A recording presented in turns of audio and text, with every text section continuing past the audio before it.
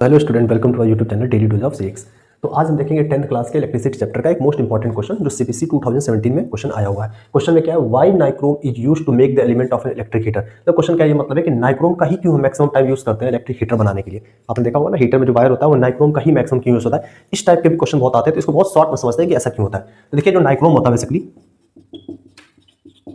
Nichrome होता है आपका बना होता है एलॉय का। तो नाइक्रोम में आपका एक एलॉय है। अब एलॉय में बेसिकली क्या होता है, जैसे किसका बना होता है, निकल एलिमेंट हो गया, क्रोमियम हो गया, मैग्नीज हो गया, लेकिन मैक्सिमम 60 से 70% आपका ये निकल और क्रोमियम का ही होता है। अब एलॉय के पास एक ऐसी प्रॉपर्टी होती है जिसका रेसिस्टिविटी हाई होता है। रो हाई होने का मतलब इसका रेसिस्टिविटी बहुत हाई होता है। अब एलॉय का रेसिस्टिविटी बहुत हाई होता है। अब रेसिस्टिविटी हाई होगा तो आर भी हाई होगा, क्योंकि हमने पढ़ रखा है रेसिस्टेंस और रेसिस्टिविटी के बीच का relation R is equal to rho L by ए।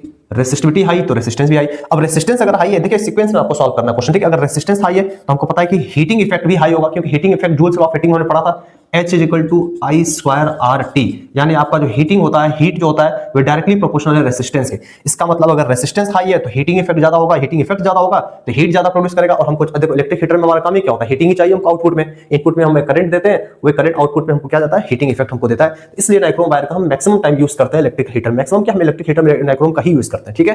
क्या होता है उसका रीजन देखिए, नाइक्रोम होता है एलॉय का। एलॉय में किस चीज को होता है, निकल हो गया, क्रोमियम हो गया। मैक्सिमम 60 to 70% एलिमेंट निकल क्रोमियम यूज करते हैं, ठीक है। और एलॉय के पास एक ऐसी इंट्रिंसिक प्रॉपर्टी होती है जिसका रेसिस्टिविटी बहुत हाई होता है। रेसिस्टिविटी हाई होगा तो इसका रेसिस्टेंस भी हाई होगा। अकॉर्डिंग टू दिस रिलेशन, ये रिलेशन हम पढ़ चुके हैं, R equal to L by S है, ठीक है। अगर रेसिस्टेंस हाई होगा तो हीटिंग इफेक्ट भी ज्यादा देखने को मिलेगा, क्योंकि जूल्स लॉ ऑफ हीटिंग हमने पढ़ा था। ये हमने कहां पढ़ा था, जूल्स लॉ ऑफ हीटिंग में।